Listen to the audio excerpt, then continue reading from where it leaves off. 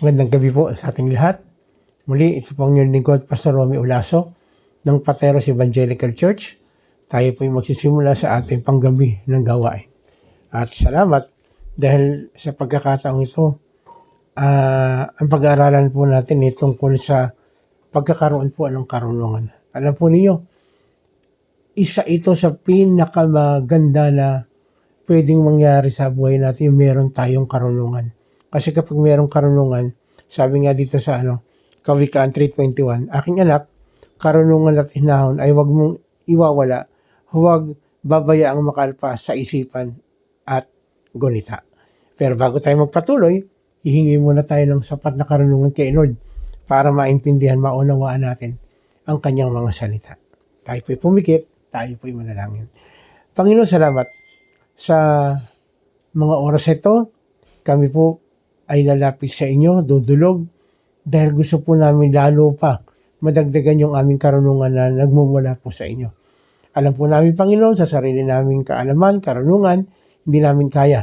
Pero salamat, ang iyong mga salita ang magbibigay sa amin, magbibigay ng liwanag sa pamamagitan po ng iyong Espiritu Santo. Salamat po sa buong maghapon na ito na kayong nag-ingat, naggabay po sa amin. Kaya kami ay harap ngayon sa trono ng inyong biyaya at makikinig sa sasabihin po ninyo sa pamamagitan po ng mensahe na ibinigay po ninyo sa amin. Muli, sa pangalan ni Jesus, pong aming samot dalangin. Amen. Amen. Again, kagaya po ng sinasabi ko kanina, meron po magandang resulta kapag meron tayong karunungan at hinahon galing sa Lord. For sure po yan. Pagka meron tayong karunungan at hinahon, for sure merong maganda na benepisyo para sa atin.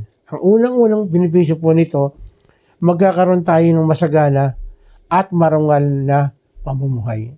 Sabi sa Kawikaan 3:22, pagkat dulot nito'y masagana at marangal na pamumuhay. Kagaya nga po ng sinabi ko, kapag merong karunungan galing sa Lord, laging merong hinahon. Ito ang magdadala sa atin sa masagana at marangal na pamumuhay. Matiwasay na pamumuhay ito.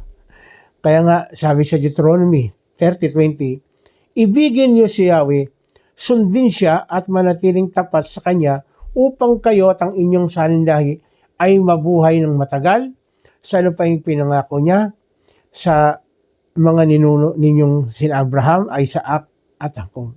So, ibig sabihin pala, pag tayo ay merong karunungan na galing sa ating Panginoon, yung marangal na pamumuhay ay mararanasan po natin. Bakit po? Tingnan niyo po yung sila Abraham, palaging yung kinakabit kila Abraham, Isaac at Jacob is yung meron silang karunungan na galing sa ating Panginoon. No? Makakapamuhay daw ng matagal. No? Kasi pangako ng Diyos ito eh.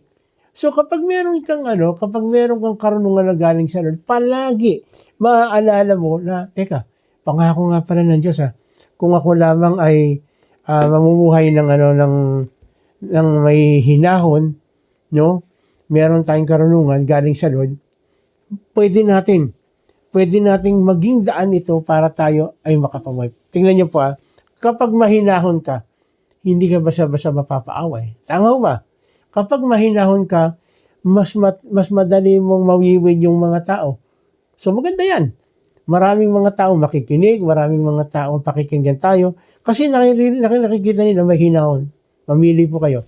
Sino bang mas gusto nyo pakinggan? Yung mahinahon na tao o yung taong madaling magalit? So kapag hindi ka mahinahon yung sagot mo, may tendency na yung mga kausap mo makikinig talaga sa'yo. At kapag nakinig sa'yo, mas nalalaman nila kung ano yung nasa loob natin. Hindi kagaya nung pagka wala tayong hinahon, anong mangyayari? Hindi ka pa nagsasalita dahil mainit ang ulo, hindi ka na pakikinggan. No? At sabi nga nila, pag mahinahon ka, meron kang marangal na pamumuhay. Bakit? Kasi igagalang tayo, irerespeto tayo.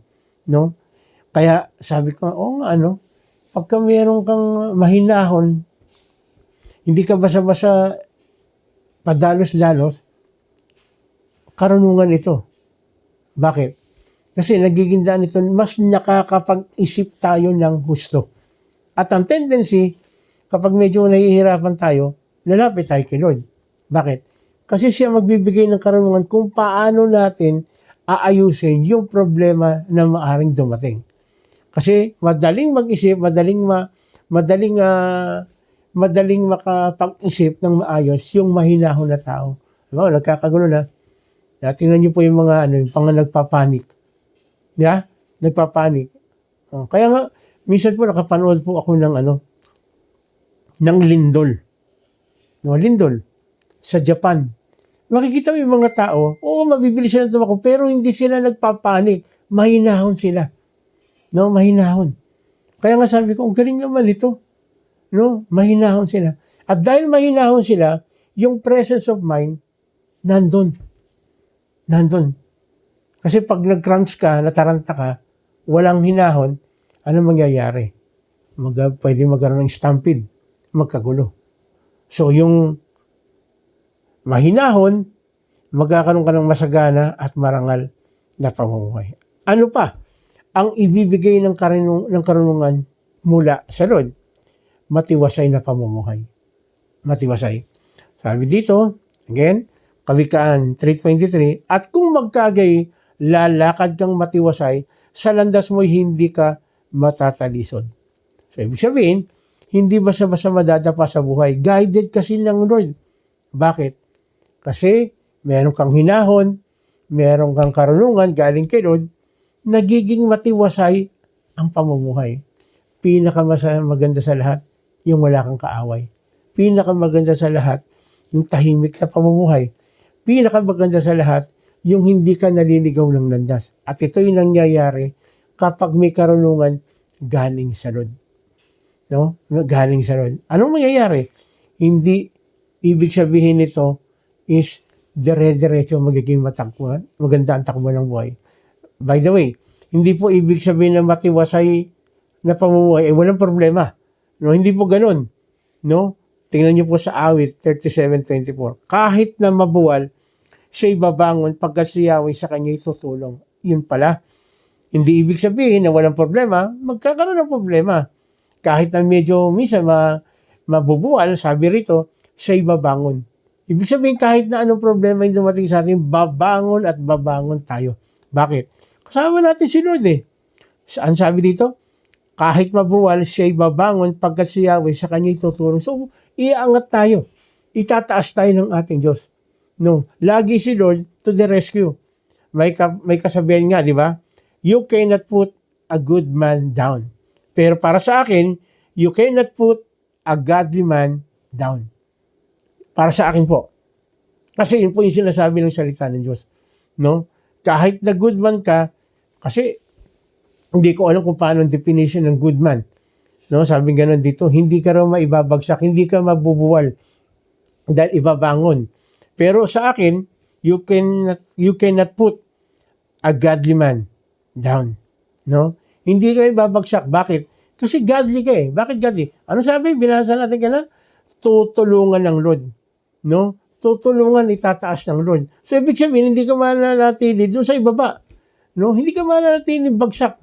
Makakabangon at makakabangon. Of course, kagaya nga sinasabi ko po, hindi ibig sabihin na walang problem. May problema. Actually, palagi kong sinasabi ito. Pag mananampalataya ka, mas marami kang problema. Bakit? Kasi kahit problema ng mga kapitbahay mo, kasama mo si church, karami ka doon sa problema. Nararamdaman mo, involved ka na, no, doon sa problema nila. Hindi ibig sabihin na ikaw involved na, ikaw na yung gagawa. Hindi. Ibig sabihin, kasama ka sa problema nila, mananalangin ka. Tutulungan mo sila kung meron kang capable ka na tumulong financially, physically, emotionally. No? Meron. At meron. Kaya, para sa akin, you cannot put a godly man down. Yun ang totoo po. Kasi wala namang mabuti. Wala naman talaga mabuti. Lahat tayo makasalanan. Pero, kapag ikaw ay godly man, hindi ka basta-basta mabubuwal. Bakit? Tutulungan tayo ng Lord. Tutulungan tayo ng Lord. Ano pa? Ano pang ibibigay ng Lord kapag mayroong karunungan galing sa Kanya? Merong masarap na kapahingahan. Kawikaan 3:24-25. Sa lahat ng iyong lakad, wala kang alalahanin. Ba? Ang sarap nito. Yung parang kahit saan ka pumunta, No? Of course, yung sinabing dito na yung lakad mo, wala kang alalahanin, ibig sabihin, nasa tama ka, nasa right path ka. Iba po yung pumunta ka doon sa mali, ay hindi ka masasabayan ng Lord doon. Kasi mali yun eh. Yeah? At lahat ng pagtulog may masarap at mahimbing. Tingnan niyo po. Pag meron kang problema na babagabag ka, sa totoo lang, hindi ka makatulog. Ako, proven ko na po yan. Dumating yung time na meron akong problema, nakahiga ako, pinipilit kong matulog, hindi ako makatulog. Bakit? Pumapasok yung problema, naaalala ko, nararanasan ko. So dahil merong mabigat na problema. Pero sabi nga dito, tutulungan tayo ng Lord. At siya, bibigyan niya tayo ng masarap at mahimbing. Tingnan niyo po yung pagkakasabi, masarap at mahimbing na pagtulog. Kaya pala yung sinasabi, palagi kong sinasabi, meditate the word of God day and night. Pag nagsimula ka kay Lord, wala kang alalahanin. Bakit? Sasamahan ka. Pag sa gabi naman, matutulog ka na, nalapit ka, so surrender mo lahat kay Lord, makakaranas ka ng masarap na kapahingaan. So bukas meron ka na naman lakas. Meron na naman tayong lakas para harapin kung ano man yung dapat nating harapin. Dinugtong pa niya. Verse 25, kahit hampas nitong bagyo ay dumating ng biglaan, hindi ka mababagabag tumulad ng mga mangmang. Sino po yung mga mangmang? Yung kapag may dumating na problema, natataranta. Walang hinahon. Bakit? Kasi hindi nila alam na may pangako ang Diyos. Hindi nila alam na may sinabi ang Lord na hindi tayo iiwanan at hindi tayo pababayaan. At pangako ng Lord yan. So kapag yan, naranasan mo, iisa lang ibig sabihin, nagtiwala tayo talaga sa Kanya. Karunungan yun. Mayroong ibang tao hindi alam kung anong gagawin. Mayroong iba, pag mayroong battle, nagpupunta rin sa battle. Alak. No? Battle of beer, battle of gin, lahat ng klase ng battle para makalimutan tayo yung problema. Pero sa totoo lang, hindi eh. Madadagdagan ng problema mo. Bakit? Kinabukasan, ang sakit ng katawan mo. Kinabukasan, meron kang utang. Kinabukasan, hindi mo napansin, ang dami pa rin nasirang gamit. Lasing eh. Yung battle, pumasok pa sa battle. Another battle. No, ang tawag dyan, sabi rito, mga mangmang. Mga mangmang. No? Palagi, pag-iingat ng Lord, meron sa mga taong sa Kanya ay nagtitiwala. Ang tanong, nagtitiwala ka ba kay Lord? So kung nagtitiwala kay Lord, hindi ka dapat mabahala, hindi ka dapat mataranta. Kailangan meron kang hinahon. Bakit? Sasamahan tayo ng Lord. No? At bibigyan tayo ng matiwasay at maayos sa pamumuhay. No? Kaya even sa pagtulog, no, ang sarap. Ako po, ang tawag po sa akin ng mga anak ko ay madi. Ano po yung madi? Pag madikit ang likod, tulog. Bakit? Kasi lahat sinurrender, lahat binigay kay Lord. No? At kapag gano'n ang ginawa mo, ang tawag doon karunungan. Hindi na natin kailangan uminom ng stress tabs. Hindi mo na kailangan uminom ng sleeping pills. Hindi mo na kailangan uminom ng Valium para makatulog ka. Ang meron tayong sleeping pills na galing kay Lord. Galing kay Lord. No? Kaya merong masarap na kapahingaan. Pinakamasarap na lahat, magpapahinga ka sa piling ng Diyos. At nangyari po ito. Pinakita ito ng ating Panginoon. Dito sa Mateo 8:23-27. Ito po yung biglang nataranta yung kanyang mga alagad. Sabi rito, sumakay si Jesus sa bangka kasama ng kanyang mga alagad. Habang sila'y naglalayag sa lawa, si Jesus ay natutulog. No? Biglang bumugso ang isang malakas na unos at halos matabunan ng mga alon ng bangka. Tingnan niyo po ang ating Panginoong Hesus, siya mismo nag-set ng example na even sa pagtulog mo, meron mong kaguluhan, hindi ka matataranta. Bakit? Kasi payapa ka na alam mo, merong magpoprotekta, merong mag-aalaga, merong magbabantay sa'yo. Kaya, di ba, natutulog ng ating Panginoon? Wala ba siyang pakialam sa kanyang mga kasama? Tingnan natin. Biglang bumugso ang malakas na unos at halos matabunan ng alon ng mga bangka. Nakakatakot po ito. Kasi naranasan po namin ito nung pumunta kami sa Zambales.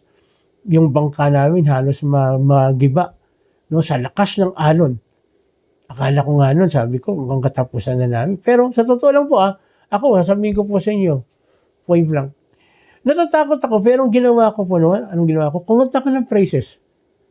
Alam niyo po, ang na-experience ko, pag umaangat na gano'n, ang tingin ko doon, para lang akong nasa Ferris wheel. Yung parang sumakay ka lang sa EK, na kung umaangat na gano'n yung bangka. Nakita mo yung alon. Pero mabuti ang Diyos. Hindi mataranta, mag-pray ka lang, humingi ka ng tulong kay Lord. Meron na mangyayaring maganda. No, tingnan natin. 25, kaya't nilapitan ng mga alagad si Jesus at ginising, Panginoon, iligtas ninyo kami, mamamatay kami, sabi nila. Ngunit sinabi niya sa kanila, bakit kayo natatakot? Napakaliit naman ang inyong pananampalataya. No? Again, ito po ay karunungan na galing sa Lord. Na hindi dapat mataranta, dapat maging mahinahon, kasi kasama natin si Lord. Tuloy natin. Napakaliit ng inyong pananampalataya. Bumangon siya, pinatigil ang hangin at ang mga alon at bumuti ang panahon. Tingnan niyo po. Kung minsan hinahayaan ng Lord yung mga nangyayari sa atin para i-amaze niya tayo. Para ipakita niya na meron siyang kayang gawin. Na kaya niyang pahintuin ang mga bagay na hindi natin kontrolado. Kaya sabi sa verse 27, namangha silang lahat. At sinabi, ano kayang uri ng tao ito? Maging ang hangin at ang lawa ay sumusunod sa kanya. Alam niyo po, no? Ito'y isang himala na galing sa Lord na dapat natin dapat natin tandaan. Kapag nagtiwala tayo kay Jesus, merong magandang mangyayari sa ating buhay. Maraming tao, duda sila sa kanilang sitwasyon. If merong pang pag-asa, ang magtiwala sa Lord ay lubusan ay isang karunungan na pwede natin panghawakan. Kapatid, sa mga oras ito, hindi ko alam kung anong kalagayan mo. Mabigat ka bang problema? Natataranta ka ba? Ang sabi ng ating Panginoon, maging mahinahon ka lang. No? Maging mahinahon ka lang. Magkakaroon ka ng masagana at maayos sa pamumuhay, marangal na pamumuhay. No? Bibigyan tayo ng matiwasay na pamumuhay. No? At bibigyan tayo ng Lord ng masarap na kapahingahan.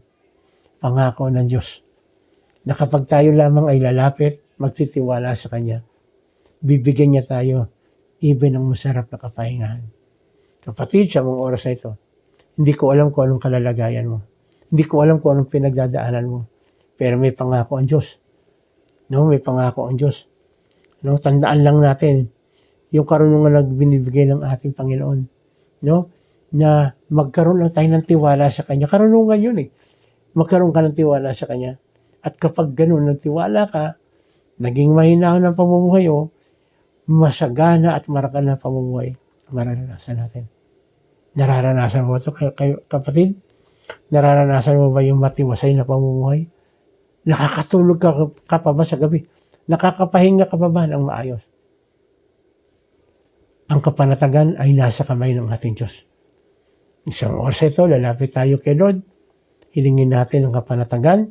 Hingin natin ang kapahingahan. Tulungan tayo ng Lord na magkaroon tayo ng maayos, masagana at marangal na pamumuhay, matiwasay na pamumuhay.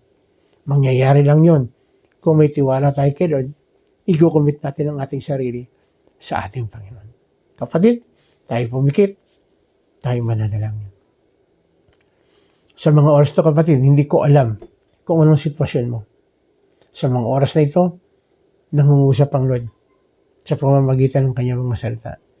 Gusto ng Lord, bigyan tayo ng masagana at maayos na pamumuhay, matiwasay na pamumuhay. At gusto niya maranasan natin yung ibig sabihin ng tunay na kapahingahan na galing sa Kanya. Kaya kapatid, kung itong ninanais mo, aanyayahan kita na sumunod ka sa panalangin na aking gagawin. Ang kinin mo na sarili mo panalangin. Ang panalangin ito, dahil gustong-gusto ng Lord, bigyan tayo ng maayos at masaganang buhay. At gusto ng Lord maranasan natin kung ano ba yung kapahingahan sa Kanyang presensya. Sumunod ka sa panalangin ito, angkinin mo na panalangin, ang panalangin ito. Lord, sa mga oras na ito, lumalapit po ako sa inyo. Meron po akong kabigatan. Meron po akong napakabigat na problema. Meron akong karamdaman. Lord, kagaya ng pangako mo sa iyong salita, panghawakan ko po ito. Ako po'y nagtitiwala, ako po'y naniniwala. Ikaw po ang aking kagalingan, ikaw po ang magbibigay sa akin ng maayos na pamumuhay. At ikaw din, Panginoon, ang magbibigay sa akin ng kapatawaran sa aking mga kasalanan. Kapatid, maaring may mga kasalanan ka. Sa mga oras na ito, pwede kang humingi ng tawad kay ikaw lang at saka siya. Sabihin mo sa kanya, i-utter mo sa kanya. Gustong-gusto ng Lord yung meron tayong humble spirit na willing tayong aminin sa ating pagkakamali. Maaring yan ang dahilan. Kaya kung minsan hindi ka makatulog, kailangan mo pang uminom ng alak para makatulog. Kailangan mo pang uminom ng gamot para makatulog. Pero dito sa binasa natin, sabi ng ating Panginoon, siya ang ating kapahingahan. Siya ang magbibigay sa atin ng matiwasay na pamumuhay. Siya ang magbibigay sa atin ng masagana at maayos na pamumuhay. Sige, sabihin mo sa ating Panginoon. Sabihin mo sa Kanya yung pagkakamali. Actually, kahit di mo man sabihin, alam niya yan. Kaya lang, gusto niya na marinig sa'yo. Gusto niya marinig na yung pagkakamali mo, inaamin mo. At ang sabi sa 1 John 1:9, kapag tayo lang, sabihin natin mga kasalanan at hihingi natin ng tawad, lilinisin tayo at patatawarin tayo. Kapatid, yun ang magandang kapahingahan. Na alam mo, sinabi ng salita ng Diyos, na patatawarin ka niya kung ikaw lang ay lalapit magpapakumbaba. Yes. Sige, aminin mo kapatid. Yung physical na karamdaman mo, bibigay ng Diyos yan. Siya pinapayagan ng Lord yung mga karamdaman para ma-realize natin na kailangan natin siya. Makita natin na siya ang tunay na kagalingan. Maaaring sinabi ng doktor, wala ka ng pag-asa, pero kay Lord, hanggat nabubuhay, mayroong pag-asa. Kaya tanggapin mo. Tanggapin mo ang kagalingan mula sa ating Panginoon. Ang kapatawaran na galing sa ating Panginoon. Magtiwala tayo sa ating Diyos. Commit natin ang ating buhay sa Kanya. Panginoon, narinig niyo po ang karaingan ng aking kapatid. Even yung paghingi po ng tawad. Salamat, Panginoon, sa iyong mga pangako. Panghahawakan namin yan. Na merong kagalingan, merong kapatawaran, merong kagandahan ng buhay sa iyong presensya. Lord, tulungan niyo rin po kami. Isa sa maaaring hadlang sa aming mga kasalanan o sa aming kagalingan ay yung hindi namin pagpapatawad o hindi namin paghingi ng tawad. Maaaring meron kami mga tao na nakagalit. Lord, tulungan niyo po kami na matuto kami magpatawad. Matuto rin kami humingi ng tawad kung kinakailangan. Kasi ikaw, Lord, nakakaalam yung pagtatanim ng galit o yung pag-aalaga ng galit sa aming kapwa, ayaw mo po yun. Ayaw mo po yun. Sabi mo nga, Lord, matuto kami magpatawad dahil ikaw mismo pinatawad mo po kami. Yes, Lord. Tulungan niyo po kami, Panginoon, na magkaroon po kami ng desire na matuto na magpatawad. Gayun na rin, tinataas din po namin sa iyo, Panginoon, ang aming bansa. Alam po ninyo ang aming kalalagayan ng aming bansa. Alam niyo po kung ano nangyayari sa aming bansa. Patuloy bigyan niyo magkaroon ng totoong banal na tao sa iyo. Ang aming presidente hanggang sa pinakamababang nanunungkulan sa gobyerno, sa lokal man o sa national man. Ang mga kapulisan, mga sundalo, tunay na gampanan nila ang kanilang tungkulin na walang partisan, kundi igagalang nila ang konstitusyon, ang saligang batas. Yes, Lord. Panginoon, pagpalain po ang mga kapatid nagdiriwang ng kaarawan at even sa kanilang anniversary. Kasi Lord, ikaw nagdudugtong ng buhay. Ito yung kasaganaan ng buhay. Masarap na pamumuhay. Binigyan mo ng extension ng buhay. Salamat po. Salamat po sa buhay ng mga kapatid. Salamat po sa pagdugtong ng buhay, maging sa pagsasama ng mag-asawa. Panginoon, sa gabing ito, nag-i-expect na po kami na mayroong magandang mangyayari sa buhay ng bawat isa. Dahil taos puso po kami na lumalapit sa iyo, binibigay namin ang aming sarili sa iyo at naniniwala kami na ikaw lang ang tanging pag-asa namin sa buhay na ito. Tulungan niyo po kami, Panginoon, na huwag kami magtiwala kung ano yung mga resources na meron kami, kundi magtiwala kami sa iyo, Lord, na pinanggagalingan ng lahat ng resources na ito. Salamat, Panginoon, sa gabing ito, dahil na po namin na ngayon pa lang, sinagot mo na, kinatagpo mo na, at meron kang gagawin na napakaganda sa buhay ng bawat isa. Kaya muli, ang papuri, pasasalamat, binibigay po namin sa iyo at inaangkin namin na ngayon pa lang, meron ka ng ginawa at patuloy kang gagawin sapagkat ang lahat ng ito ay hinihingi namin sa pangalan ng aming Panginoong Sus. Amen. Amen.